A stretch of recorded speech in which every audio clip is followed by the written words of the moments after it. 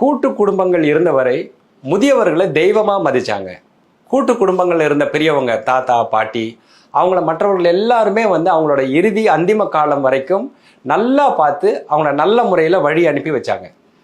ஆனால் இந்த நாகரிக வளர்ச்சியில் பிள்ளைகள் எல்லாருமே செதறி போயிட்டாங்க.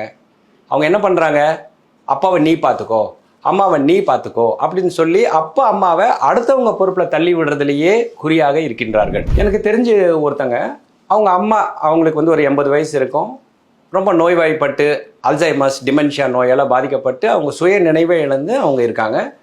இந்த பெண் எனக்கு தெரிந்தவர்கள் தான் அவங்கள பார்த்துக்கிட்டு இருக்காங்க, அவங்க வீட்டில் வச்சு பார்த்துட்டு இருக்காங்க. இதில் என்ன பிரச்சனை அப்படின்னா, அவங்களோட சகோதரி அமெரிக்காவில் இருக்காங்க. அவங்க அங்கே இருந்து டெய்லி அவங்க அம்மாவை வீடியோ காலில் எடு, நான் அம்மாவை பார்க்குறேன், என்ன அம்மா முகம் இன்னைக்கு வாடி போயிருக்கு, இன்றைக்கே அம்மாவுக்கு பூ வச்சு விடலை அப்படின்னு சொல்லி அங்கேருந்து கேட்டே இருக்காங்க. இது போக ஒருபடி மேலே போய் பிளட் டெஸ்ட் எடுத்து எனக்கு அனுப்பிவிடு, நான் எனக்கு தெரிஞ்ச டாக்டர்ஸ்ட்டை இங்கே கேட்டு என்னன்னு நான் சொல்கிறேன் அப்படின்றாங்க. இதுக்கு பேர் தான் ரிமோட் கேர் கிவிங்.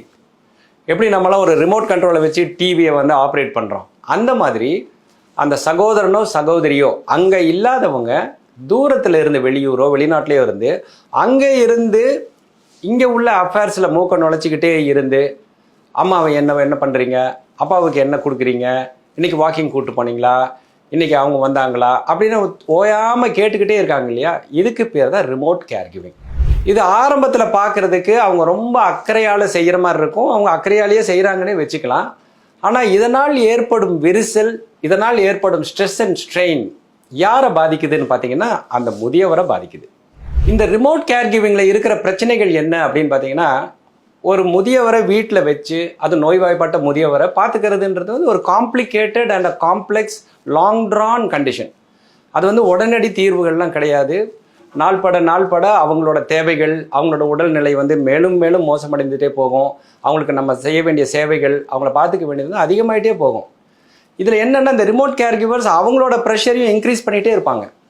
என்ன அட் அ பாயிண்ட், அதுக்கு ஒரு பிரேக் பாயிண்ட் இருக்குது. இங்கே இருந்து பார்த்துக்கிட்டு இருக்கவங்க ஒரு கட்டத்தில் சலிப்படைஞ்சிருவாங்க. அவங்க அந்த சலிப்பை வெளிப்படுத்த ஆரம்பிக்கும் போது பாதிக்கப்படுறது அந்த முதியவர். இது எந்த அளவுக்கு போகும்னா, வீட்டில் உள்ள கிராண்ட் சில்ட்ரன் சண்டை போட்டுக்குவாங்க. அதாவது இந்த வீட்டில், அந்த முதியவர் இருக்கிற வீட்டில் உள்ள கிராண்ட் சைல்டு அந்த ரிமோட் கேர் கிவிங் கொடுக்குற கிராண்ட் சைல்டு கூட சண்டை போடுற அளவுக்கெல்லாம் போயிருக்கு. இதை நாங்கள் லைவாக பார்த்துட்ருக்கோம். இதுலேருந்து என்ன தெரியுது அப்படின்னா, ரிமோட் கேர் கிவிங் ஒரு நல்ல விஷயமே இல்லை.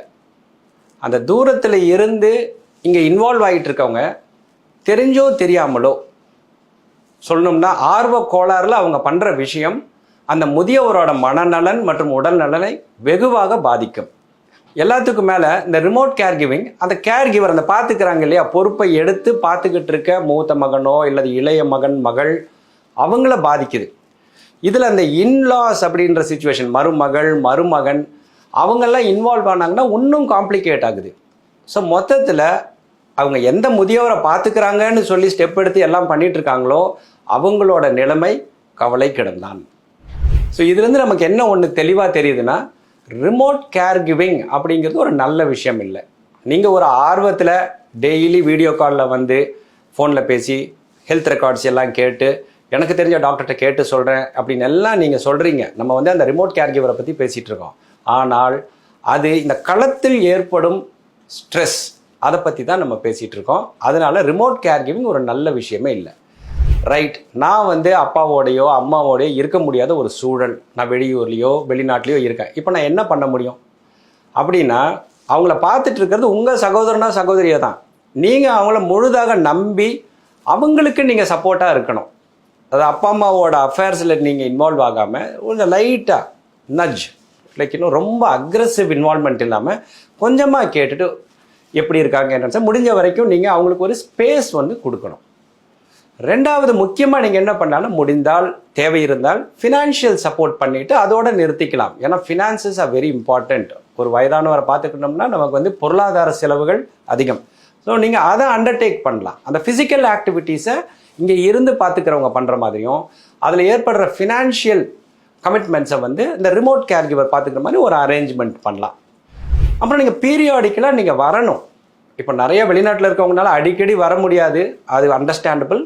பட் வருடத்திற்கு ஒரு முறையோ இருமுறையோ நீங்கள் வந்து நல்ல டைம் ஸ்பெண்ட் பண்ணி, அதில் ஒரு ப்ராப்ளம் இருக்குது. வர்றவங்க வரும்போதே நல்ல டூர் பிளானிங் போட்டுட்டு தான் வராங்க.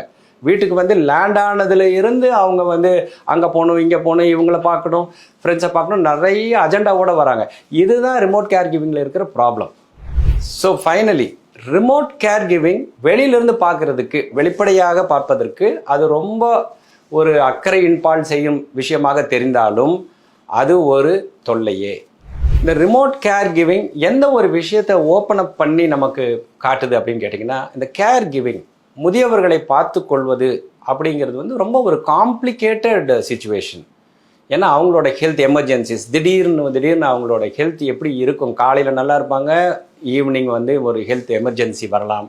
அவங்கள வந்து ஒரு சிறு குழந்தையை பார்த்துக்கிற மாதிரி பார்த்துக்கணும். So the role of the caregiver வந்து ரொம்ப ரொம்ப முக்கியம். ஸோ அதில் தான் இந்த ரிமோட் கேர் கிவிங் அவங்க ஒரு அக்கறையின் பால் அதை செஞ்சாலும் அது வந்து ஆதரவாக இருக்கிறத விட உபத்திரவமாக தான் அதிகமாக இருக்குது. ஸோ அப்போ கேர் கிவர்ஸுக்கு நம்ம என்ன மாதிரி சப்போர்ட் பண்ணலாம்? இந்த முதியவரின் நல வாழ்வு அது வந்து கேர் கிவர் கையில் தான் இருக்குது அப்படின்னு சொன்னால் அது மிகையாகாது. ஸோ கேர் கிவர்ன்றவங்க யாருன்னா அவங்கள பார்த்துக்கிறவங்க, முதியவரை வீட்டில் வச்சு கண்ணும் கருத்துமாக பார்த்துக்கிறாங்க இல்லைங்களா, அவங்க தான் கேர் கிவர்.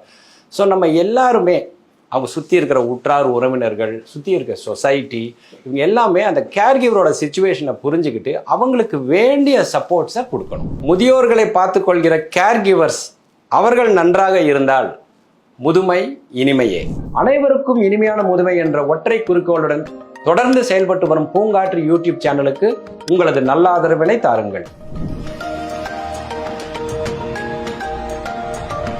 பூங்காற்று, இது நாளைய நல்வாழ்விற்கான வழிகாட்டி.